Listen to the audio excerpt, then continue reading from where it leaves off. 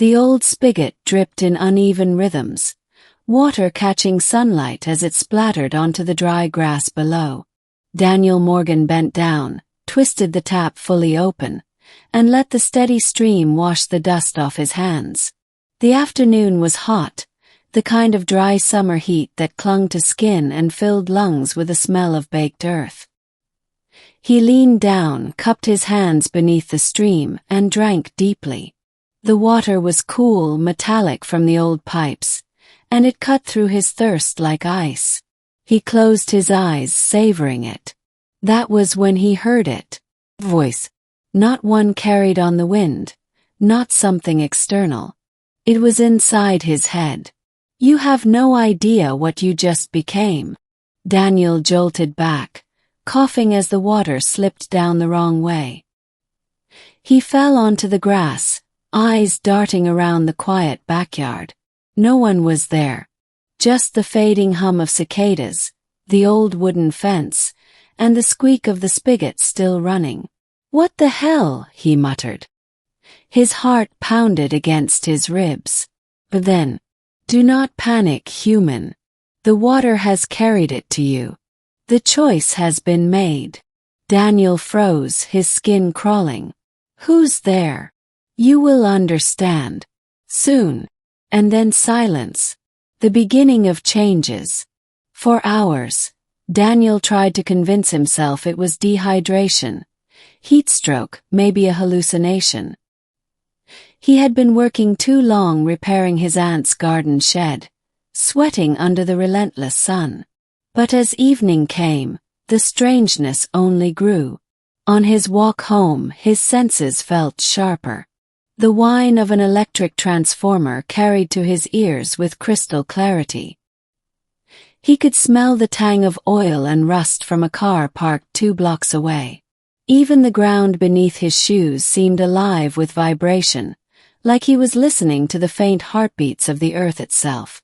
By nightfall, he sat on his couch, staring at his trembling hands. His veins glowed faintly, an iridescent shimmer beneath the skin, like liquid silver running through him. The voice returned. The infusion binds to your blood, rewriting. You carry what your species has never known. Daniel gritted his teeth. What are you? A pause and then, not what? I am Caliph, last of the Arendari Wardens. And you are now my successor. The legacy of the Wardens. Sleep came in fragments, broken by visions. He saw a galaxy burning, colossal ships tearing through star systems. He saw towering beings in gleaming armor, standing defiant against swarms of shadowy predators with too many teeth, too many limbs. He saw Caliph, though he only knew the name through instinct. A massive, wolf-like alien with crystalline eyes and a crown of horned ridges. Caliph was dying, pierced through by obsidian spears. Yet with the last of his strength, he whispered into a stream of glowing water, letting his blood mingle with it. Daniel woke gasping, drenched in sweat. He stumbled to the bathroom and stared at his reflection. His pupils had narrowed to sharp slits, glowing faintly in the dark. No, no, no, he whispered. The voice was patient. Do not fear. The gift was meant to endure. The Wardens safeguarded civilizations. When we fell, I seeded our essence into the waters of memory. And now you have drunk. Daniel's laugh was bitter, broken. I'm a construction worker, not a galactic guardian. You've got the wrong guy. There are no wrong choices. Only destiny. Unwanted power. The days that followed blurred in unease. Daniel tried to go about his life, fixing roofs, running errands, visiting his aunt, but everything had changed. When a car skidded out of control near the grocery store, time seemed to slow for him. He moved without thinking, dragging a mother and child out of harm's way before the screeching vehicle slammed into a lamppost. People stared at him in shock. He didn't even feel winded. When he cut his hand on a jagged nail, the wound closed in seconds, silver light knitting the flesh seamlessly. Whispers began in town. People said he was lucky, fast, blessed. He said nothing. But each night, Kalitha's voice pressed deeper into his mind, teaching him. Symbols and scripts he should not have known formed in his dreams. He awoke with knowledge of things he could never have learned. Maps of distant stars, the tactics of alien warfare, the feel of weapons that hummed with energy. "You are changing me," Daniel accused one night, staring into the sky. "You are becoming what you always were capable of being. The water awakens potential buried in your kind.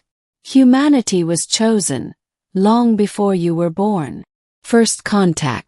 It wasn't long before others noticed. Not humans.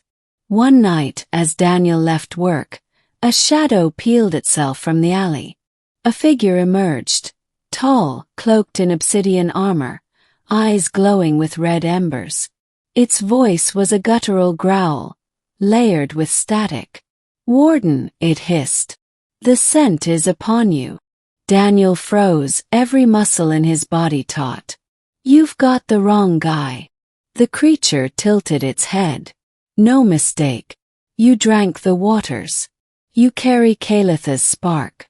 That means you die here." Lunged. Daniel's instincts took over.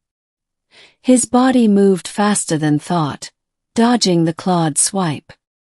His fist lashed out, silver light trailing, and struck the creature squarely in the chest. The impact launched it backward, slamming it into a wall hard enough to crater brick. Stunned, Daniel stared at his glowing fist. The creature shrieked, pulling itself up, and spat words like venom.